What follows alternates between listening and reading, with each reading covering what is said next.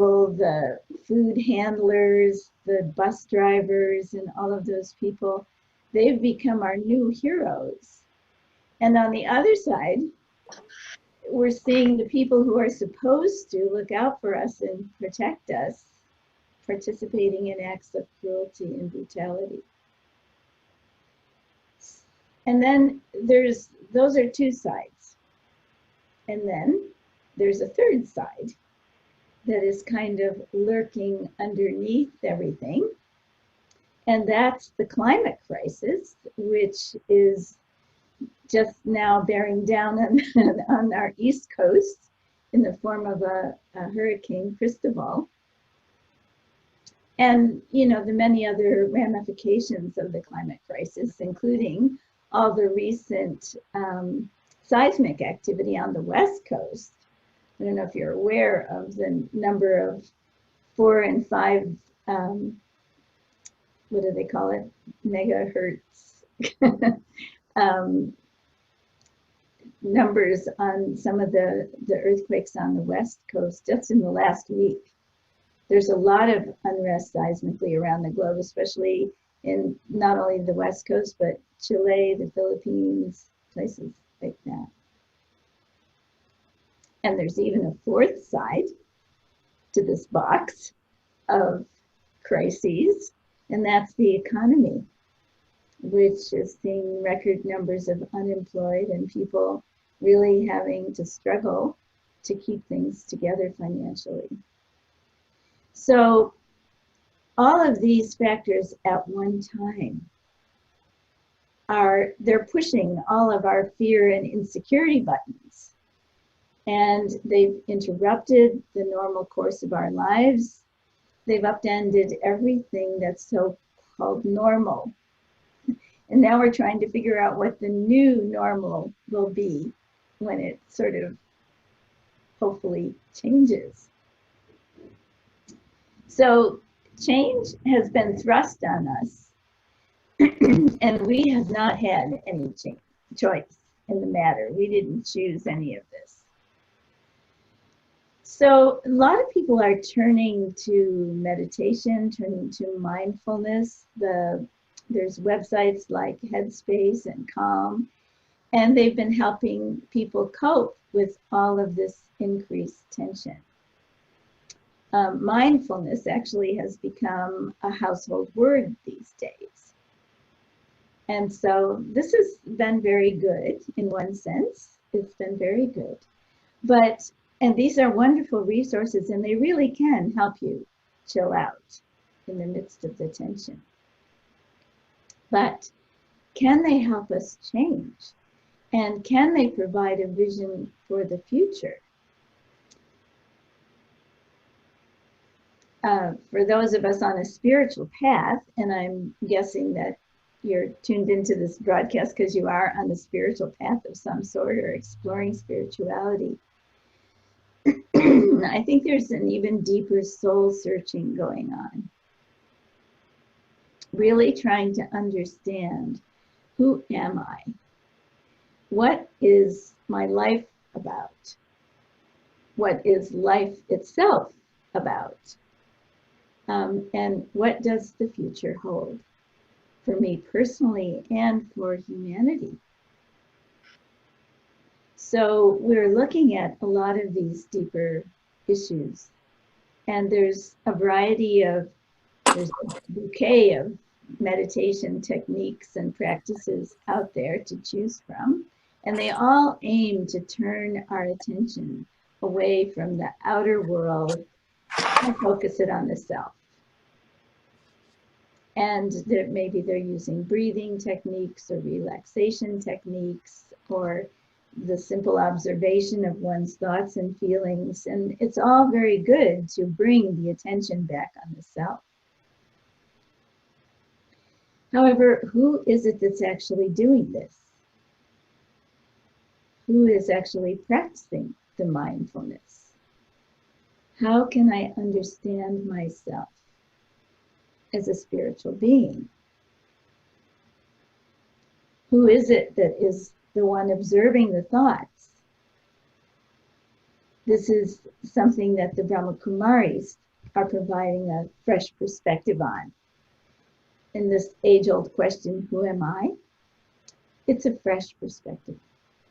Because normally our sense of self, our identity is rooted in various labels, various identities that we've adopted over the course of our lives. So I just want you to maybe make a list with a piece of paper and pencil, or just stop and reflect the answer to these questions. And I'm going to give you a whole series of questions. What is my nationality? What is my religion, or the religion that I was raised in?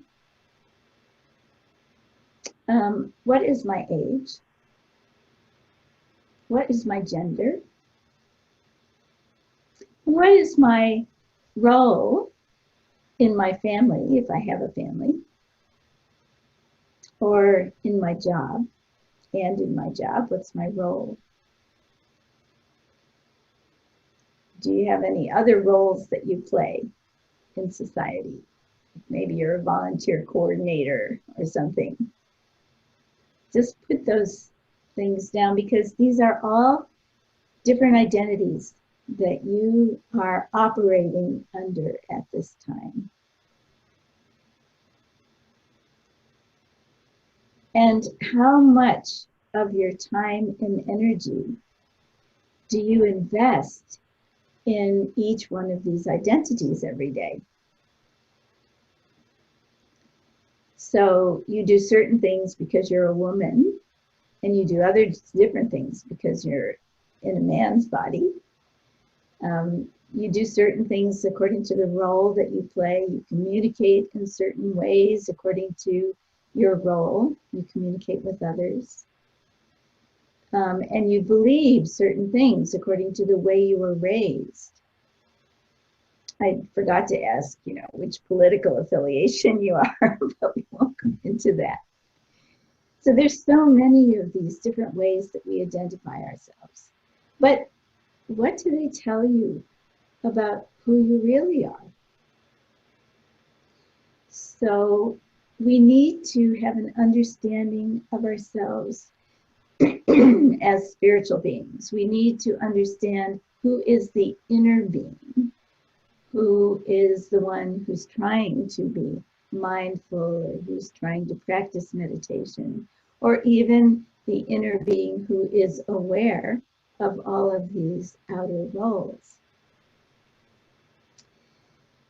Now, one of the ways I like to approach this is by understanding the difference between consciousness and matter. I don't know if you've thought about this, but we learn in school the different attributes of matter, which you could probably, if we were having a dialogue, you'd probably be able to share with me. There's things like volume and density and mass and measurability and tangibility. Those are the properties of matter, like this table. It's got volume, it's got density, it occupies space. I can measure it. It has tangibility. It has certain physical attributes. But what about consciousness?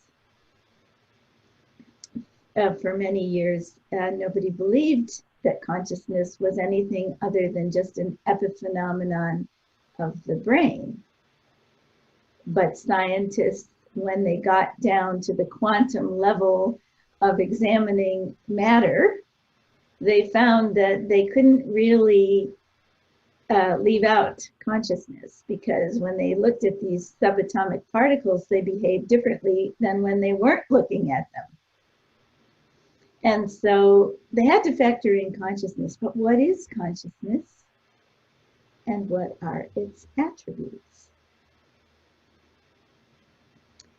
So if I was to conduct a brainstorm amongst you, and you were to give me a list of these things. I don't know if you can do that in the chat. Do we have chat? You could maybe type in the Yeah, chat we do. what you. Yeah, so Sorry? if you can put it in the chat. Yeah. Okay. You could chat what you think an attribute of consciousness would be. And I'll give you a couple of clues. One of them is thinking itself as an attribute of consciousness. What else? Does anybody have a word or two that they can throw up in the chat?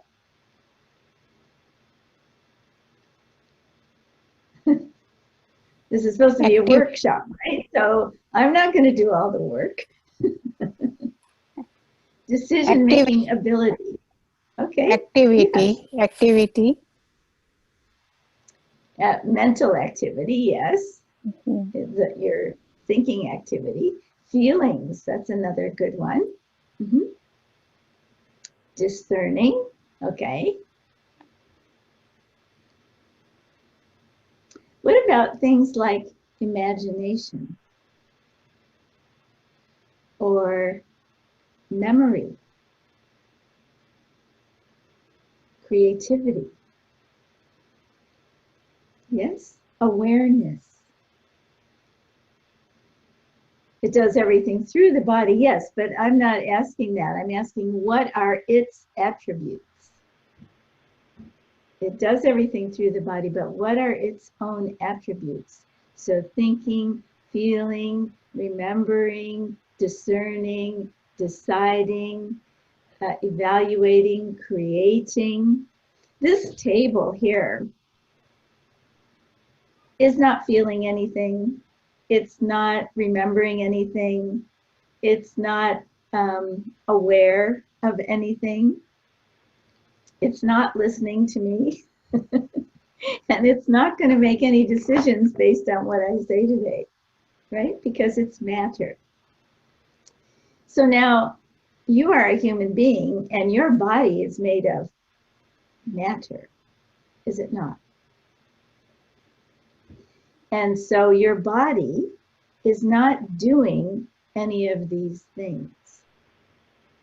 So what's doing these things is you, the being, the soul, or the spirit, or the psyche, or the consciousness.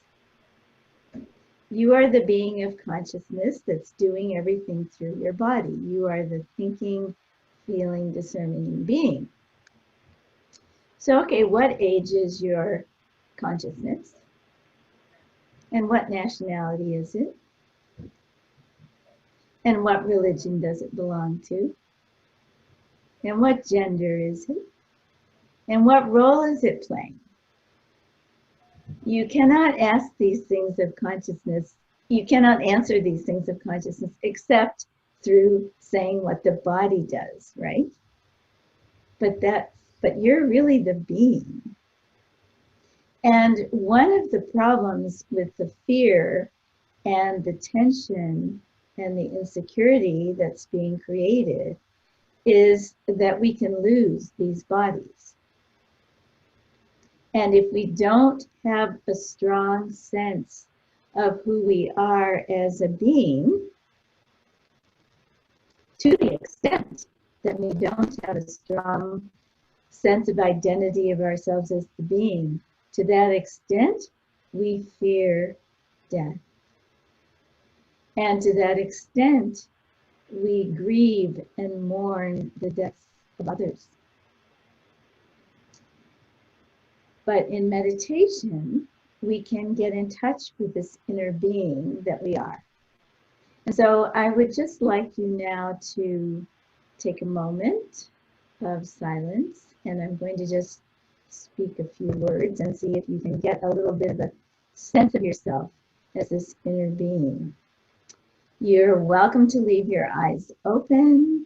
You can focus them on that little point of light up there above my head, or you can focus them on some neutral spot on the floor or something that will not attract you to look at it. Okay. If you need to, though, you can also close your eyes. But what I would like you to do is become aware of yourself as the being of awareness.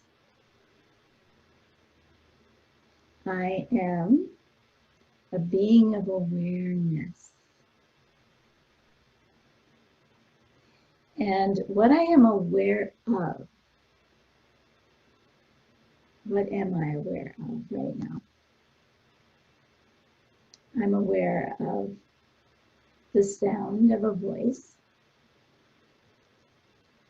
I'm aware of the feeling of the body sitting in the chair.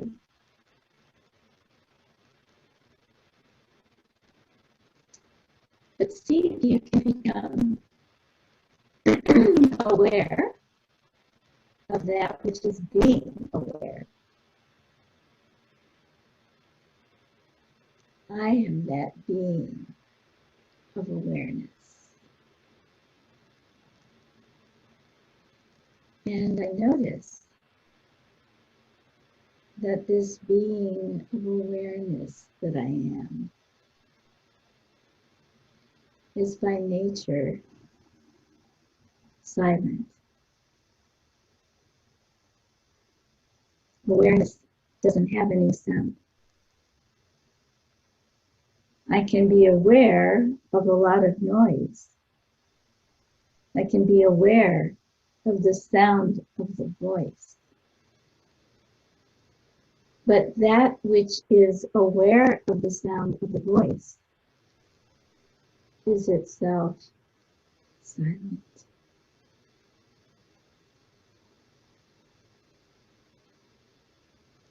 And in that silent awareness, there's intelligence.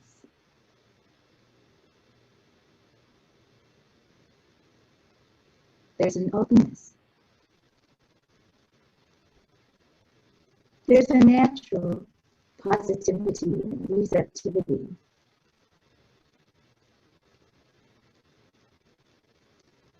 There's a natural peacefulness, serenity.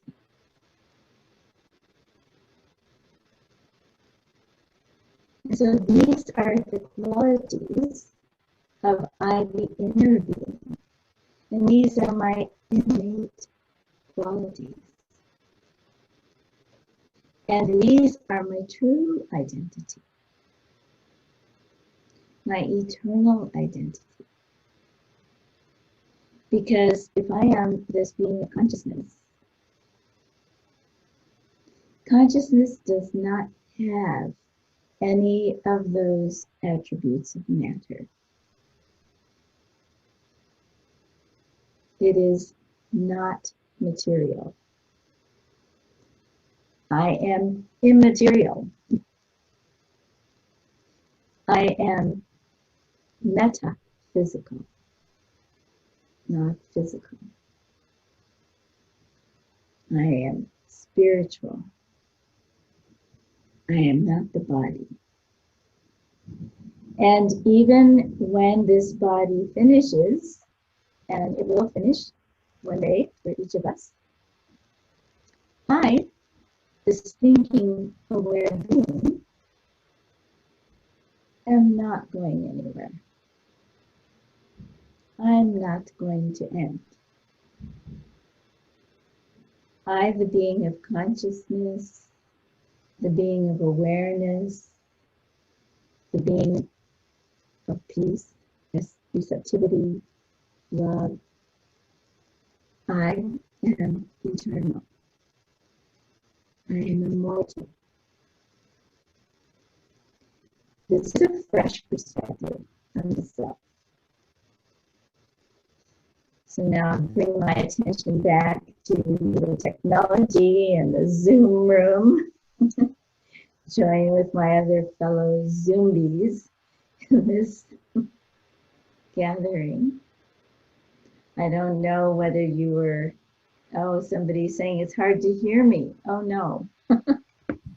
Yeah, the voice is breaking in the middle, but it's okay. Yeah, we'll see. If it gets worse, then we'll probably want to reboot the computer and start it again. So we'll see. Okay, so it's the fact that it's breaking, is it? Yeah, Not the volume? your voice is breaking while you're speaking. Okay. Yeah, I don't know what to do It's about not that. happening all the time, but during, a little bit here and there. Yeah. Okay, so I don't know if anybody wants to share in the chat whether they got a sense of a different identity for themselves or not. Uh, Anybody who could hear what I was saying, if you got a little bit of idea of the difference between yourself and the body, between yourself and the material of the body. Did you get any kind of experience like that? Or a glimpse?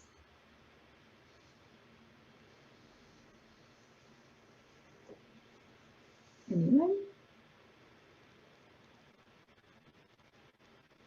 I cannot see all of you, so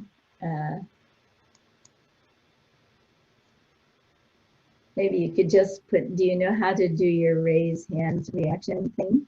Maybe you could just use that and put your hand up if you know how to use that. Anyway, or maybe you didn't have any experience and that's why no one is responding. But this is a different perspective than we've had. And it's something that we can practice. And when we do practice it, it changes everything. Because, okay, so somebody said peaceful awareness and I could feel myself as light. Okay, yes, we didn't mention light, but that is another aspect of that experience of awareness. So once you begin to experience this for yourself, then it also affects how you see others, and you start to see others as also these beings, we call ourselves souls, as beings of consciousness, and also eternal beings. And you begin to see that we are actually, as Shakespeare said, actors playing our parts in this drama of life. And so another perspective that helps us is that we begin to learn about the plot of this drama of life. And we begin to see the bigger picture of our reality. And we can see that it is a play of light and dark, of highs and lows, of winning and losing, of rise and fall of civilizations and cultures. The ancients of the East put it all in the symbol of the yin yang. I'm sure you've seen that yin yang symbol. And so we begin to see patterns also in our own lives. And we know at some level that the times of greatest darkness are the times that are just before the dawn. We've seen this even in our own short US history. For example, after World War II, which was terrible. We saw some changes that were very positive. We saw the expansion of the middle class and the great stability that brought to our nation and to generations of people living in this country. We saw the UN was established and after World War II, and it became a great force for peace in the world. And even on the mundane level, we saw things like the technology that gives us our current day GPS was developed. So you're still having sound problems. Okay. I think you better reboot. I was talking about the benefits that how even after a very dark period, there's usually quite a bit of benefit. So I was mentioning some of the positive things, for example, that had happened in this country as a result of World War II. The expansion of the middle class, the establishment of the United Nations, and even technology, things like GPS systems and things that we use every day now. And so this understanding that there's always a good to come out of the dark period, this gives us a lot of hope, at least, for the future. But and so we know that we can come out with a better benefit for everyone, but only if we don't succumb to the forces of negativity and the forces of fear and hysteria. However, we need more than hope in positive outcomes. And we need to understand something more about consciousness that's not only about individual consciousness, but also how we affect each other. And a couple of years ago, a very interesting little video was developed for a project that we were doing called Seeing into Being. It was about creating a better future. And I don't know if you've seen this little 8-minute video, but I would like, Neha, if you could show that now, I think that would be good to add our discussion. Sure, yeah, I'll share my screen and we can see that.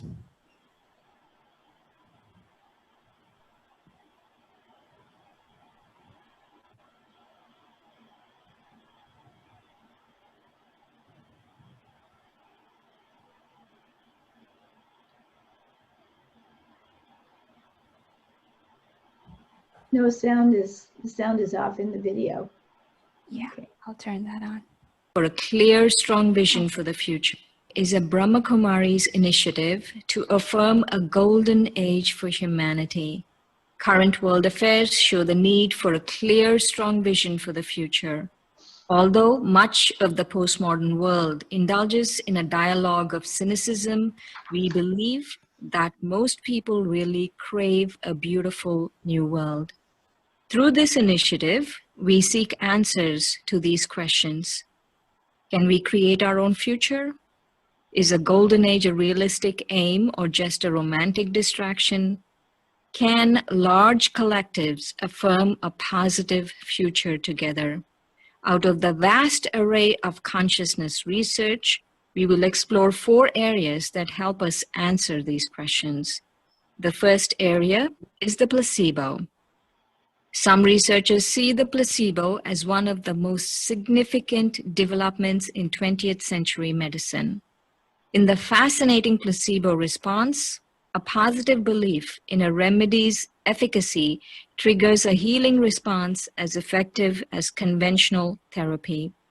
1 to 2/3 of all patients show marked improvement in symptoms simply by believing they were given effective treatment, even when that treatment is just a sugar pill. Researchers are now convinced that no system of the body is exempt from the placebo effect, which operates in virtually every healing encounter. Even more intriguing, the placebo is sometimes more potent than normal medicinal drugs.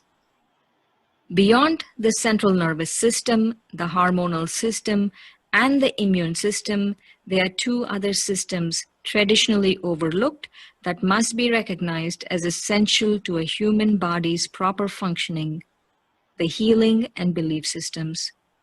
Researchers argue that the 2 work together. The healing system mobilizes all of the body's resources to combat disease. The belief system often activates the healing system. The power of positive suggestion redirects the mind, and through the mind, the body toward a positive goal. The second one is Pygmalion. In the classic Pygmalion study, teachers are told on the basis of credible information that some of their students possess exceptionally high potential while others do not. Unknown to the teachers, however, high potential students were selected at random. All student groupings have equal potential and are merely dubbed as high, regular, or low potential. As the experiment unfolds, differences quickly emerge, not from any innate intelligence factor, but solely on the teacher's manipulated expectations. Over time, subtle changes among students evolve into clear differences as the so-called high potential students begin to significantly overshadow all others in actual achievement. Over the last 40 years, hundreds of empirical studies reveal this phenomena. These studies show how the human self changes in relation to the mental projections of others. Not only do performance levels change, but so do more deeply rooted self-conceptions. Pygmalion effects have been experimentally generated in as little time as 15 minutes and have the apparent capacity to transform the course of a lifetime. The Pygmalion study's greatest value is that it suggests the transactional basis of the human self. To understand the self as a social creation is to recognize that human beings are essentially modifiable, open to new development, and are products of the human imagination and mind. Ourselves and our future reality are made and imagined by seeing into being. The third one is cynicism. A whole series of recent studies focus on the inner dialogue of individuals, groups, organizations, and whole societies, concluding that postmodern society lives within an internal dialogue of cynicism. Especially disturbing are reports that many of our children today grow up in family settings where up to 90% of the home's internal dialogue is negative. That is, what not to do, how bad things are, what was done wrong, who is to blame. We must recognize that all human systems are conditioned by their internal dialogues. Our minds are immersed in a number of environments, family, school, church, play, and even scientific communities that shape the way we perceive, experience, and imagine reality. We must therefore ask the question, what should we see into being in order to maximize human potential? The last research area we will explore is the effect of positive images as a dynamic force in culture. In his sweeping study of Western civilization, the Dutch sociologist Fred Polak reinforces that a positive image of the future is the single most important dynamic for understanding cultural evolution. He says the rise and fall of images of the future precedes or accompanies the rise and fall of cultures.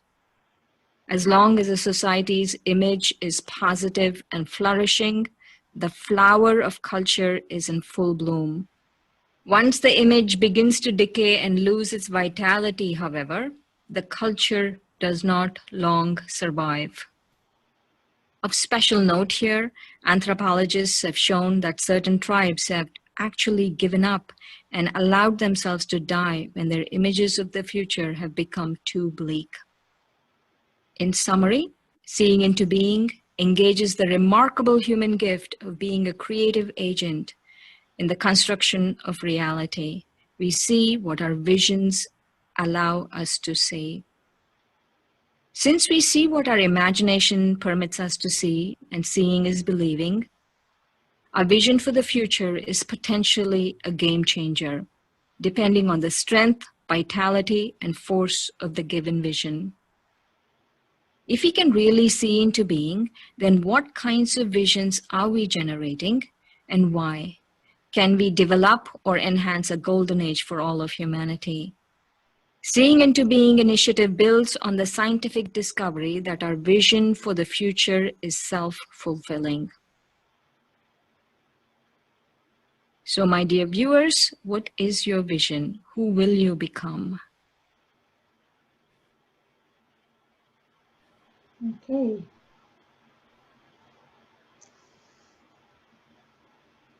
So I hope you could see that without it breaking up. Did you enjoy it? Now, these 4 different aspects, the placebo effect, the Pygmalion effect, the cynicism, that is the negative side of things and how we affect each other, and having this vision for the future. And so in terms of a fresh perspective on reality, I think we need to understand these aspects. Because if we understand that we are beings of consciousness and that our capabilities are the capabilities of imagination, creativity, reasoning, discerning, all of those things are very precious. They're not man-made. They are divine gifts. Consciousness is the most precious thing that we have. It is what enables us to experience life in all its dimensions. And so it is divine. It means we are divine. We are divine in nature. We are naturally spiritual. That's a fresh perspective on who we are, individually and collectively.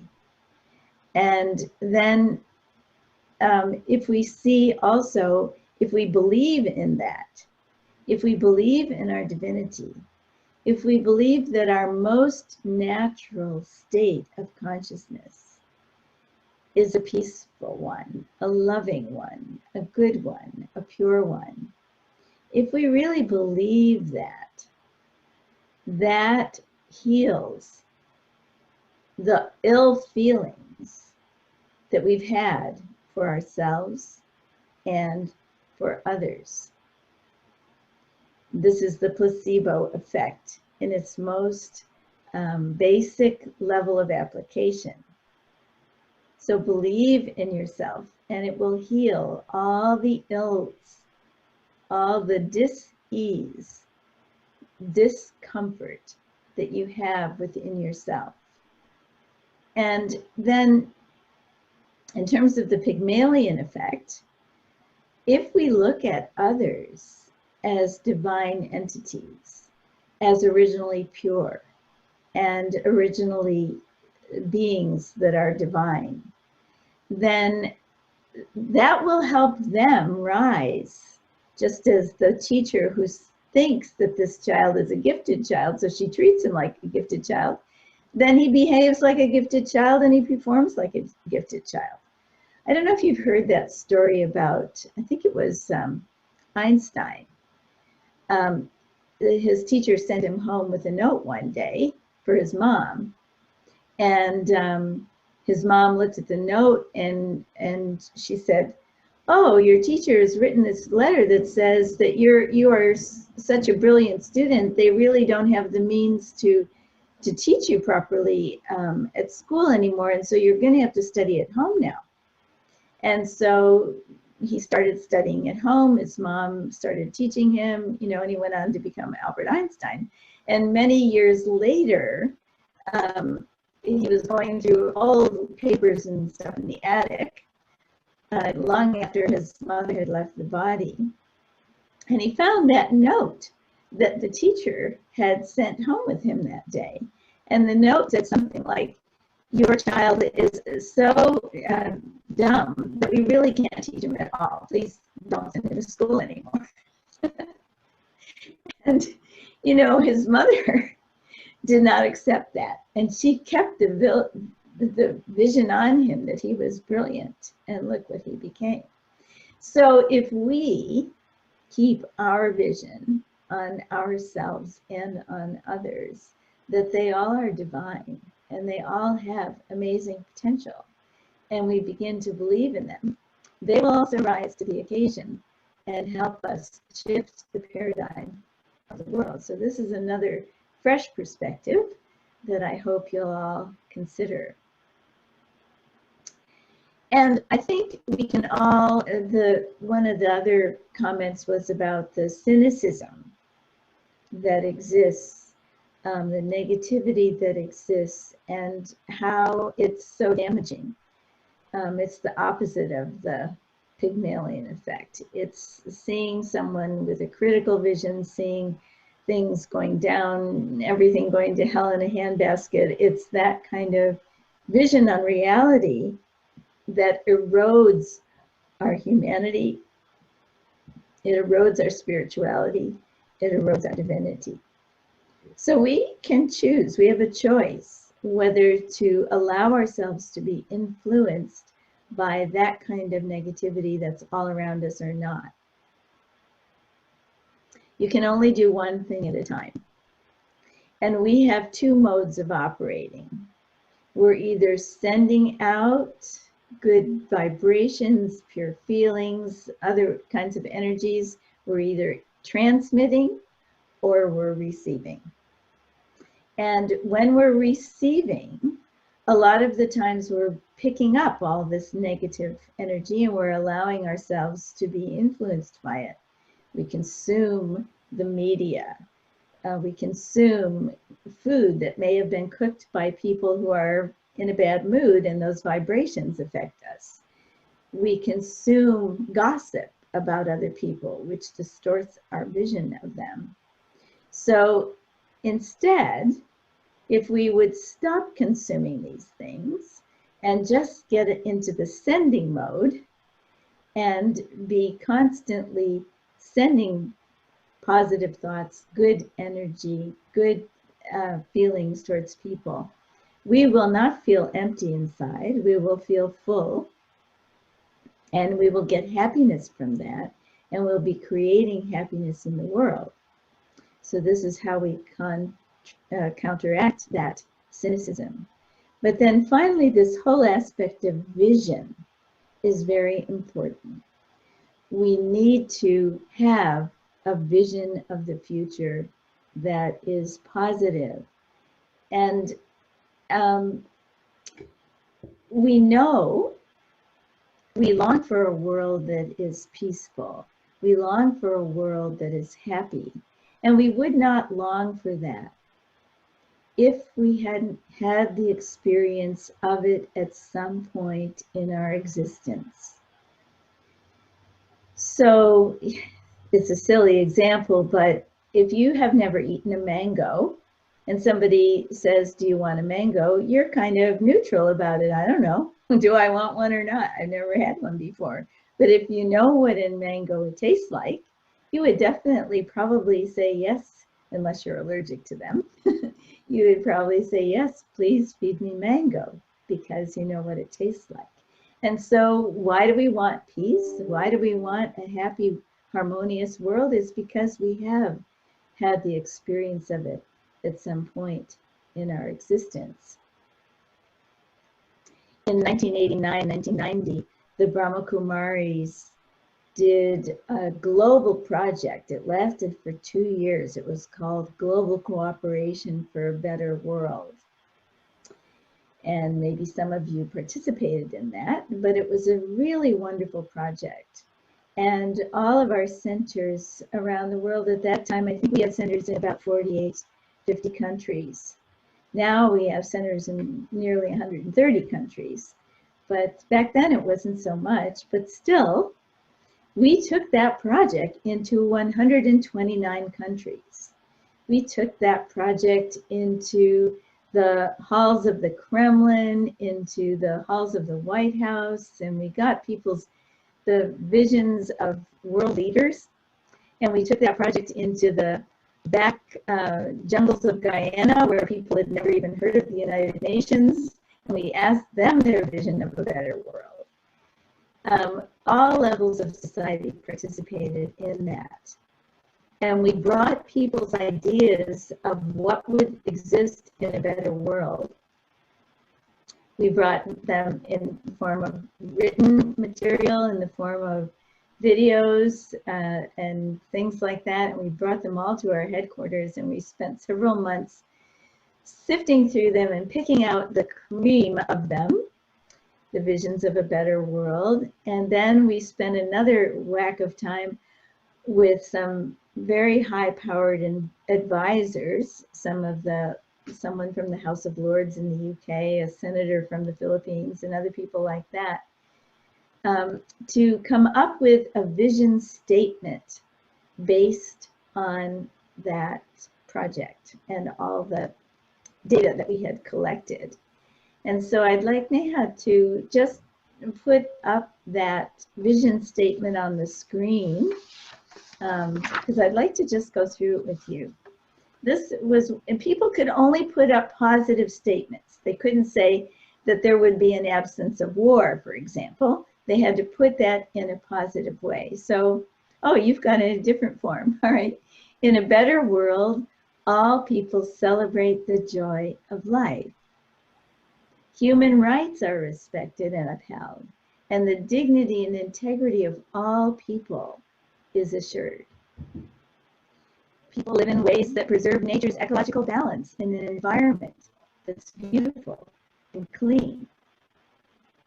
The planet's natural and abundant resources are shared equitably.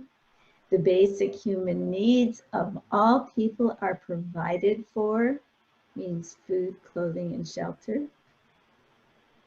All people have equal opportunities to realize their potential through an educational process that has human, moral, and spiritual values at its heart. And life within the immediate family is loving and caring and fulfilling. And it's the foundation for harmony within the broader human family. Then there's respect, understanding, and tolerance in all human relationships. People communicate openly and in a spirit of equality and goodwill. Social, economic, and political justice is ensured through honesty, responsibility, and respect for the rule of law.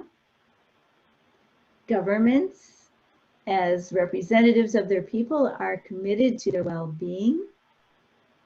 People participate cooperatively in efforts for a secure and peaceful world. Science serves humanity, and appropriate technology is applied to ensure sustainable development and enhance the quality of life. And all people enjoy freedom of expression, movement, and belief while respecting the liberties and rights of others. Sorry, somebody's at the door. So I think that gives you a very nice vision to hang your hat on of the better world. Can you kind of see a world like that? Can you imagine it? You can put it aside, I think. If anybody wants that, maybe you could send them the document. But the thing about that vision statement, I think anybody could get behind it. Anybody of any religion or culture, because it has such universal values. Which brings me to the whole subject of values. And this is another perspective that I'd like you to consider. Within this global vision statement, they identified 12 values for a better world. And the Brahma Kumaris went on to do a whole project on sharing our values for a better world, and then a living values for the educational system. But they identified 12 basic values from this whole project. Cooperation, I'm just listing them in alphabetical order. Cooperation, freedom, happiness, honesty, humility, love, peace, respect, responsibility, simplicity, tolerance, unity. Now there's, sorry. There's probably a few others you could add to that list, like trust and justice and compassion, or kindness and courage and perseverance. But these values are not material values. And it's these values that give meaning and purpose to our lives as human beings. If you could imagine a life without these values, you would find a life that's very dry and tasteless and not worth living. So these values are spiritual values, and their source is divine.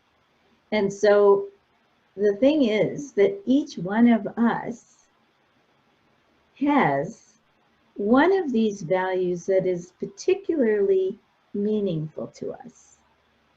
So I'd like you to just now again do a little reflection exercise.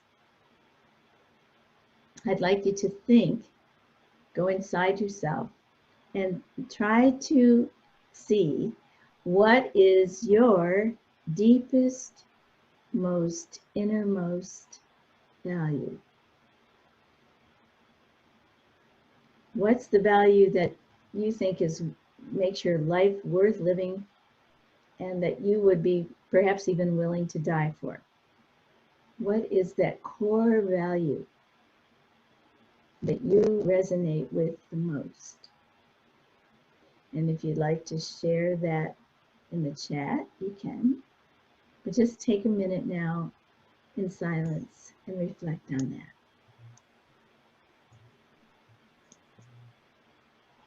There's 25 of us together on this call, and we're, even though we may be far more apart than social distancing makes us be, still we're all having this conversation and learning about things that can help us change this world.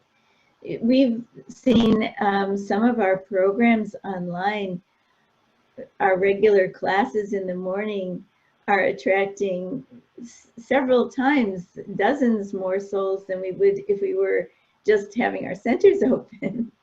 So I think there is a positive benefit to the kind of social distancing that we're having to have.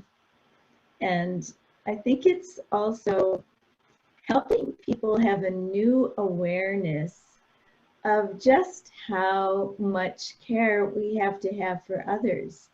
Because normally we were all, you have to hug me in order to prove that you care for me. But here, I have to stay away from you and wear a mask to prove that I care for you. That's how I show my respect and my care. And I think that's gives us a whole different, takes it out of the physical again and is putting it on the spiritual level. That our care for each other, our working together, our communication goes beyond our having to be in close physical contact. It can be done in a variety of ways that are equally positive and productive. So I don't know if you agree with that or not, but that's my perspective. Sudaben says, I love it. I'm not sure what that was in reference to. Shipa says, I'm very motivated after listening to this. Thank you. Oh, good. I'm so glad you're motivated. That was the point. Because we need to have that positive outlook and not let ourselves get affected by the current negativity and climate of fear, and especially the climate of hatred and anger that is reeling around our cities. I know if you're in LA, you must be feeling a lot of that, but they've been having demonstrations here in Eugene and curfews as well. So how do we stay apart from that is by not receiving it, by transmitting our values, our vision, and our positive sense of self to others and to the world. Who else wants to share something? Well, I have a comment on this social distancing and how we are setting a new norm here. And I believe that it's going to bring a good changes in people, not just physically, but mentally, the awareness. You know, if you look at last 25, 30 years, people just running around, what are we running around for? Keep getting the kids in a soccer practice, this practice, running around for big promotions on the job, they're making a lot of money in a business or this or that. Now we have a new norms. We learned over the last 2, 3 months that we can do a lot of things. We have more time on hand, or we can make a better use of our time for our own self, for our family, for our own health, for our own values that, oh, I'm more capable of doing things. Before we were just too busy, too occupied doing some of those things, which now we realize that they are important, but there are other things we could do, or those things are maybe not as important as we thought or as we perceived over the last 20, 30 years. It's going to be a good change for upcoming years for the new generations or everybody else, new way of doing things. Just like you said, World War II brought a lot of different things, a lot of new technology, the industrial revolution, the creating of the unions and other things, the science. And same thing you will see here, something new. And when you look back at it 15 years from now, 10 years from now, people will realize that yes, we went through certain critical time, but it had a lot more positive effect on our life, society as a whole. That's Santi. Yes, thank you. That's very nice. A very, very important perspective. Yeah, I agree with it totally. Thank you.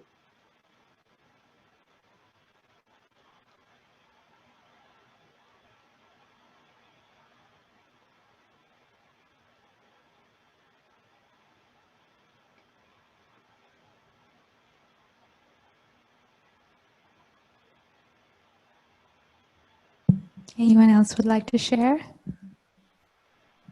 Respecting the true freedom in everybody. This is one of your values, is it? Yes, I mean, everybody is a free person, and the freedom of the soul, that is everybody has it and can tap into it and live from that core values. Yes. Yes, so we need to encourage people to discover their innermost core values and to try to live by them, because everybody has them. But as Dilip was saying, we got so caught up in the rat race that sometimes those things are on the back burner and we're not really aware, the material values creep in there, and we've got to have this and we need that. And, it's stuff and money and position. And those are not really our deepest values. And when we do return to those, then that allows us to move forward in cooperation and harmony with others who have similar values.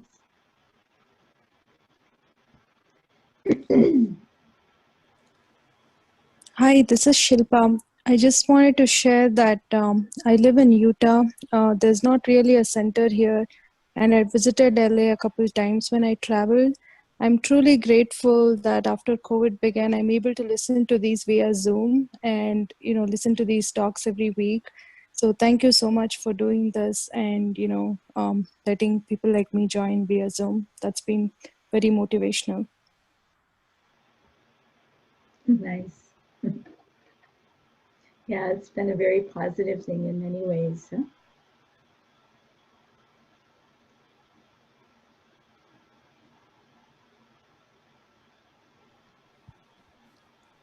Huh? All right, anyone else? So we do have a few minutes more. So maybe Sister Kiran, you can guide us into a meditation. Sure. We can close.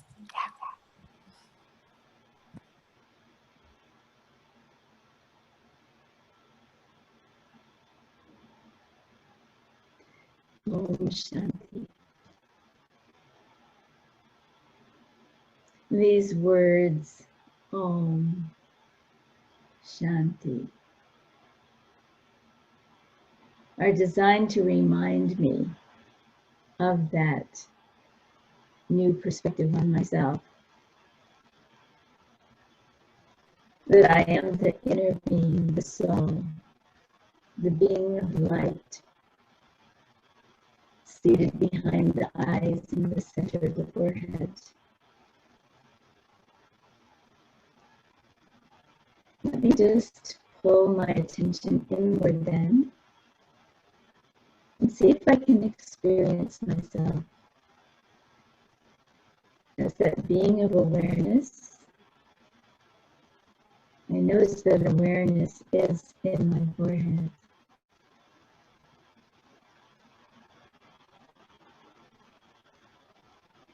I'm that peaceful, silent, living light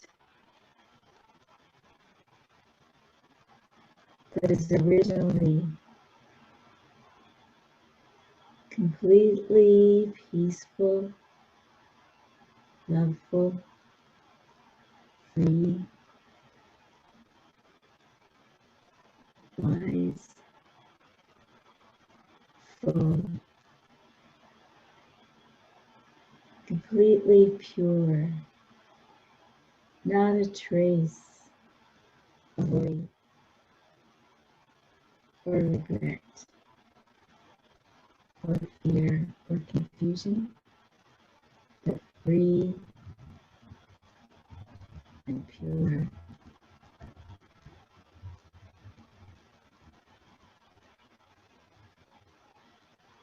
And as an actor in this unlimited drama of life, I, the eternal soul, play so many varieties of roles and parts. Even in this one life, I've had so many different chapters, played so many different relationships in relation to so many different other souls.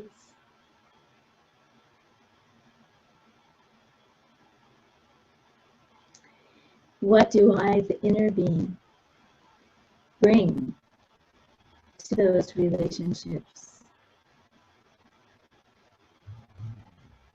Do I bring my highest or my deepest values into every relationship and communication with others? Do I play my part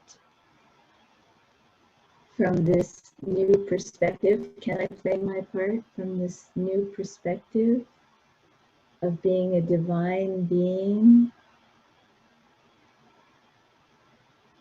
Or do I succumb to the ordinary consciousness of just being a human being with all my limited identities?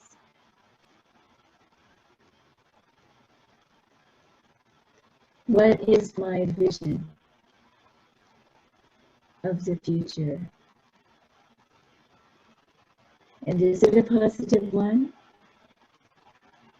Is it one that I can live for with my values, that I can work to manifest?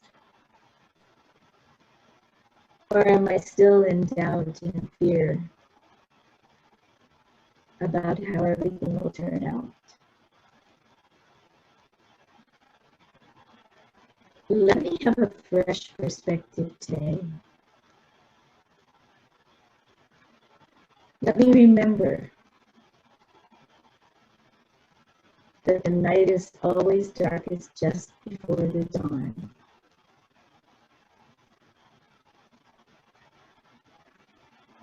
Let me create a vision of a world of peace and harmony, where I am playing a very essential role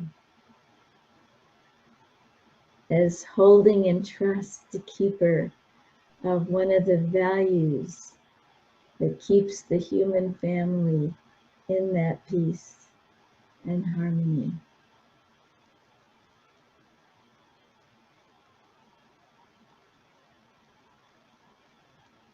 Let me send good wishes and pure feelings to all of my brother, sister souls around the globe on this Zoom call, in my immediate family, and in my circle of relations. This is a productive use of my time during this time of crisis. Let me be committed to always being in the transmitting mode and transmitting these positive vibrations out into the world. Let me believe in myself, believe in my goodness and in the goodness of others. Hold a positive vision for the future and move forward in solidarity with others who feel the same way. Om Shanti.